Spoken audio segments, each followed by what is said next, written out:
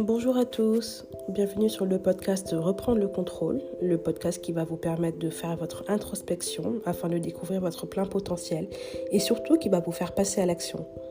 Je m'appelle Sophie et je suis coach certifiée, personnelle et professionnelle spécialisée en neurosciences motivationnelles.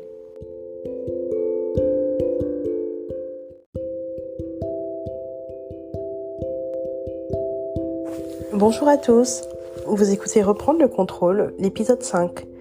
Alors aujourd'hui, je vous propose un épisode assez particulier que j'ai adoré préparer. Il s'intitule « Et toi, pourquoi tu t'es marié ?» Pour faire cet épisode, j'ai interrogé plusieurs personnes de mon entourage sur les raisons pour lesquelles elles s'étaient mariées. Je leur ai posé 5 questions. La première question, c'est « Pourquoi tu t'es marié ?»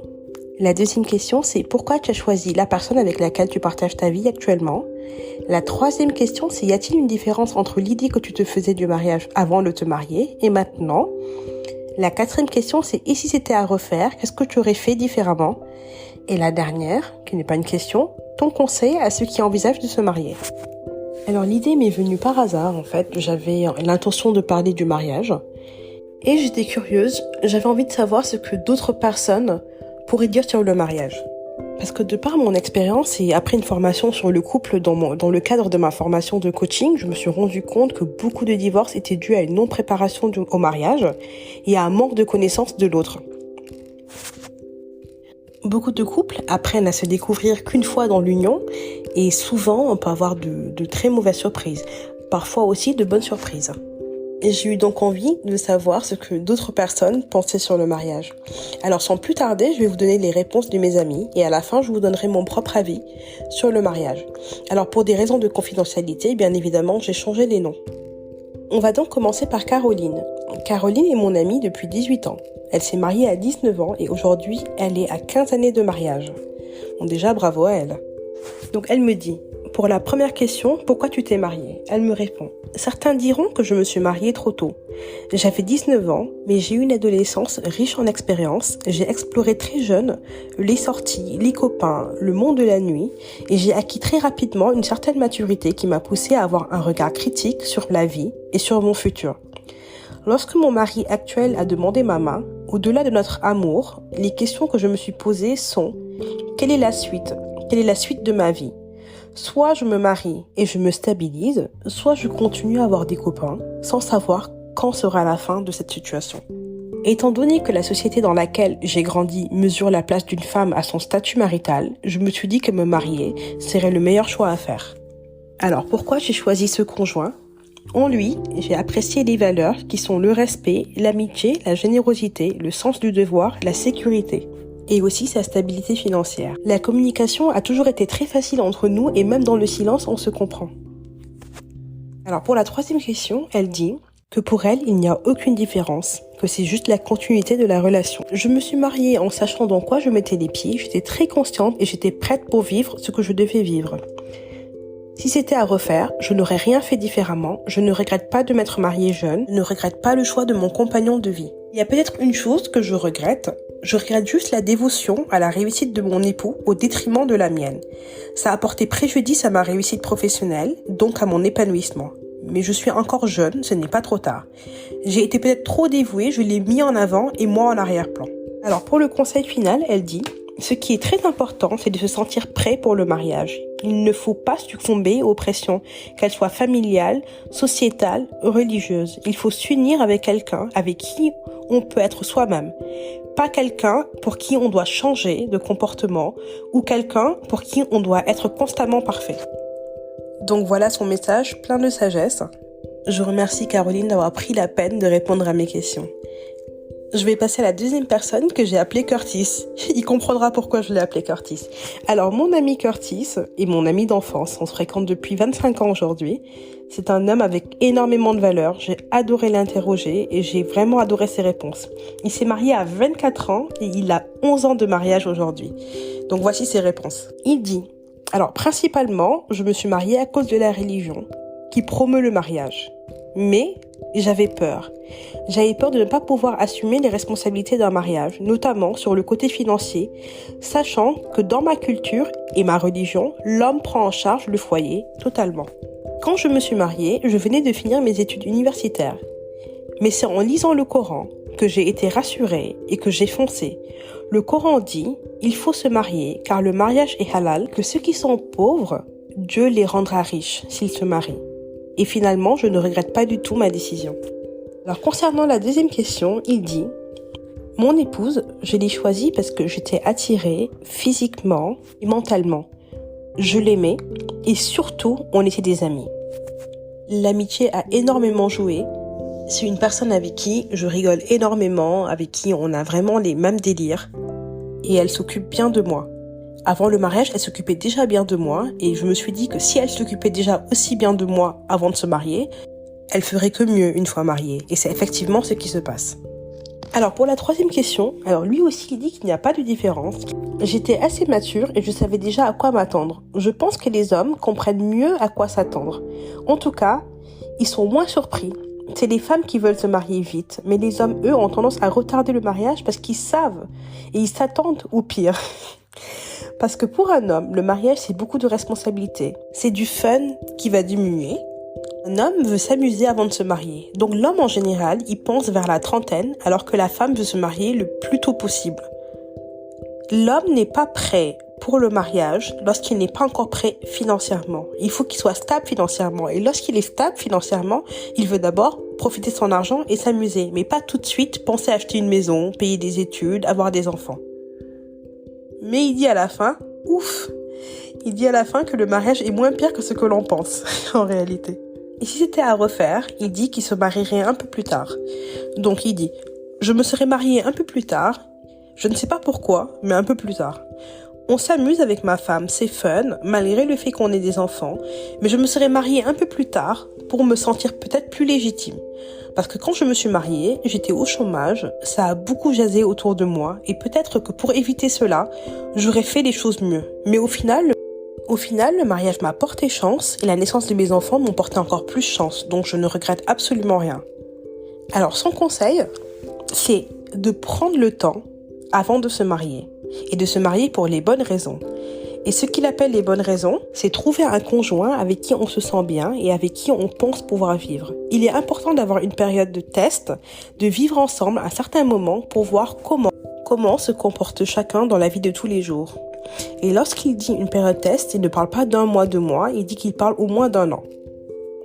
Et surtout, de ne pas écouter les gens et de faire ce qu'on a vraiment envie de faire. Un très beau message. Personne suivante. Alors, la personne suivante s'appelle Camille. C'est mon amie depuis 8 ans et on était anciennes collègues. Elle s'est mariée il y a 7 mois, à 36 ans. Donc voici ses réponses. Je me suis mariée pour sceller notre union, pour être en accord avec notre foi et notre religion. Deuxième question. Pourquoi ce conjoint ? Pour un tas de raisons, bien que j'étais longue à la détente après 6 ou 7 ans de relation. On est passionnés par les mêmes choses, le sport, les voyages. On a vécu le tour du monde ensemble et je pense que la suite est un test. Entre galère et aventure, ça rapproche. C'est un homme qui m'élève, qui me fait réaliser comment je suis forte. Il me fait rire, m'apporte la sécurité, on grandit ensemble et je me sens capable de tout grâce à lui. Question 3. Rien n'a changé. On a une responsabilité commune et un engagement l'un vis-à-vis de l'autre. On prend des décisions communes, pas question de faire n'importe quoi. Question 4. Si c'était à refaire, je ne changerais rien. Pourquoi vouloir que ce soit différent alors que j'ai trouvé mon binôme sur Terre ? Trop mignon.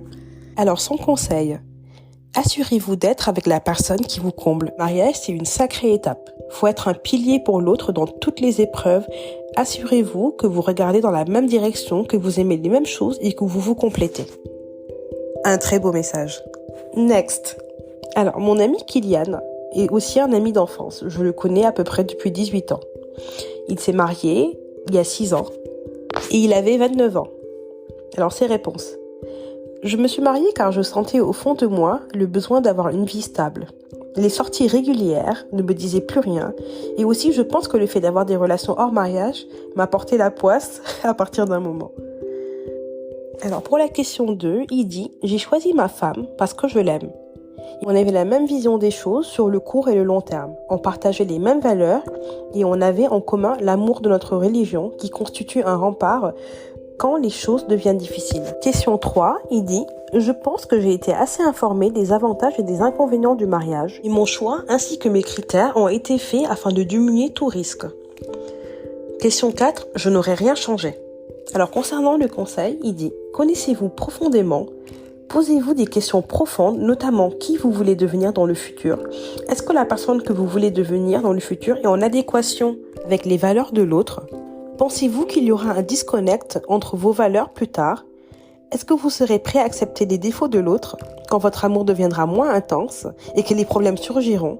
Est-ce que votre conjoint pourrait être un modèle pour vos enfants de par sa moralité, son éthique, sa religion ? Ce sont des réelles questions d'introspection et c'est très très important effectivement de se les poser. Bravo à lui. Alors la dernière personne que j'ai interrogée, Issa, est mon ami depuis 15 ans. Il s'est marié à 28 ans et il est actuellement à sa 7e année de mariage. Voici ses réponses. Alors pour la question 1, il répond « Pour organiser ma vie et créer de la stabilité, bâtir un futur avec quelqu'un et avoir une famille. » Pour la question 2, il répond « Parce qu'elle est arrivée à un moment inattendu avec des qualités qui m'ont surprise. Bienveillance, attachement, sensibilité. Je voyais en elle une bonne épouse qui saurait prendre soin de moi et serait certainement une formidable mère de famille. » Alors pour la question 3, il dit « Je ne pensais pas réellement au mariage avant, mais je savais déjà à quoi m'attendre et je savais que ce serait pas facile. Mais je ne savais pas à quel point ce serait challengeant. 2 personnes d'éducation différentes, de personnalités différentes, devant composer pour ne former qu'un. C'est plus compliqué qu'on le pense. Je ne m'attendais pas aux efforts qu'il faut déployer, à la patience qu'il faut avoir et surtout la tolérance envers l'autre et envers soi-même. » Alors, question 4. J'aurais peut-être attendu d'être dans une plus grande stabilité financière et professionnelle, même si en soi, je ne suis pas sûre que ça aurait garanti une meilleure réussite. Les épreuves vécues, à mon avis, font partie des aspects qui ont solidifié ma relation et ont révélé ma vraie nature ainsi que celle de mon épouse. Et il dit, c'est important d'avoir conscience de qui on est pour s'ajuster si nécessaire et avancer ensemble. Alors, pour le conseil, il dit, ne pas se fixer de limites, et se délester des pseudo-principes qu'on s'impose par héritage culturel ou par influence afin de construire un nouvel environnement commun propice à l'évolution positive de la relation avec son ou sa future partenaire. Écouter sur ce que l'on veut ou qu'on ne veut pas. Être honnête sur les ambitions personnelles, les sujets non négociables, les tabous et autres. Et en parler le plus tôt possible et de façon transparente. Ne pas faire reposer la réussite ou l'échec de la relation sur une seule chose. Les relations humaines sont tellement complexes qu'il faut essayer de travailler sur tous les fronts à deux, comprendre qu'il faut un investissement important des deux côtés, donc se préparer en instaurant une communication permanente. Voilà, c'est tout. J'ai vraiment adoré les réponses de chacun et je les remercie d'avoir bien voulu prendre le temps de faire cette mini-introspection et de me répondre. J'espère que leurs réponses vous aident à y voir plus clair et qu'elles vous permettent de faire vous-même votre introspection. Comme vous l'avez compris, l'amour ne suffit pas pour construire un mariage heureux. La passion non plus. L'amour passionnel vient d'une émotion et chaque émotion est éphémère. On dit que la passion dure en moyenne 2 ans. Comment on fait tenir un mariage lorsqu'on dépasse ces 2 années ? Comme mes amis l'ont si bien dit, et c'est vraiment le point commun entre eux, ce qui est important, ça va être les valeurs et les besoins communs, la communication, l'acceptation de l'autre, accepter l'autre comme il est, et pour cela, connaître son conjoint, savoir ce qu'il aime, ce qu'il n'aime pas, connaître ses langages de l'amour et les respecter. Mais aussi, alors personne n'en a parlé, alors que c'est très important, mais aussi avoir des règles dans le quotidien. C'est très très très important. Se mettre d'accord sur qui fait quoi. Là, je parle des tâches ménagères, de la gestion financière, simplement la gestion du foyer et de la famille. Et aussi, je pense qu'il est important d'avoir une discussion sur la religion et la pratique religieuse. Et se mettre d'accord aussi là-dessus. Parce que 2 personnes d'un couple peuvent ne pas avoir la même religion, mais chacun doit accepter la religion de l'autre. Vivre dans l'acceptation permettra de rendre la vie plus facile, je pense. Le mariage est un engagement et dans tout engagement, il y a des contraintes. Donc c'est normal en fait qu'il y ait des moments difficiles. Mais encore une fois, la préparation au mariage, la communication peut tout faire. Mais malheureusement, vous savez, environ 46% des mariages se transforment en divorce. Et personne ne rentre dans un mariage dans l'optique de divorcer. Et souvent, ces divorces sont dus à des mauvaises préparations au mariage. Donc je pense que c'est vraiment important de vraiment préparer son mariage, de vraiment se sentir prêt et surtout se marier pour les bonnes raisons. Parce que lorsqu'on se marie pas pour les bonnes raisons, le mariage est la plupart du temps voué à l'échec et si ce n'est pas le cas, on est malheureux. Mon prochain épisode de podcast justement sera sur le divorce. Quand le divorce est inévitable. Ce sera le titre de l'épisode. Et là, j'interrogerai des personnes, justement d'autres proches, qui ont divorcé. Je leur poserai les mêmes questions et je leur demanderai pourquoi ça n'a pas marché. Et aujourd'hui, quels conseils aussi ils peuvent donner aux personnes autour d'eux qui subissent la même chose ou qui voudraient tout simplement éviter le divorce. Voilà, j'espère que cet épisode vous a plu et que surtout, vous avez appris beaucoup de choses. On peut vraiment noter la différence quand même entre les femmes et les hommes. Les hommes réagissent prennent des décisions avec beaucoup de sagesse, beaucoup de raisons, alors que les femmes, il y a beaucoup d'émotions en fait dans leurs décisions. Elles mettent beaucoup l'émotion en avant. Donc, elles sont plus pressées de se marier. Parfois, elles prennent pas le temps de réaliser est-ce que c'est une bonne décision ou pas. Et c'est une fois dedans qu'elles se rendent compte que c'est pas une bonne décision. Alors que les hommes, comme vous avez pu le voir, ils prennent vraiment leur temps. Ils sont pas pressés. Ils prennent vraiment leur temps. Ils attendent la plupart du temps. Ils attendent d'être vraiment stables. Et là, ils se lancent. Donc, il y a vraiment beaucoup plus de raisons dans les décisions des hommes que des femmes. En tout cas, c'est ce que j'ai pu voir par rapport aux réponses que j'ai eues. Je vous remercie pour votre écoute et je vous dis à la semaine prochaine pour l'épisode Quand le divorce est inévitable. On se dit donc à la semaine prochaine. Merci.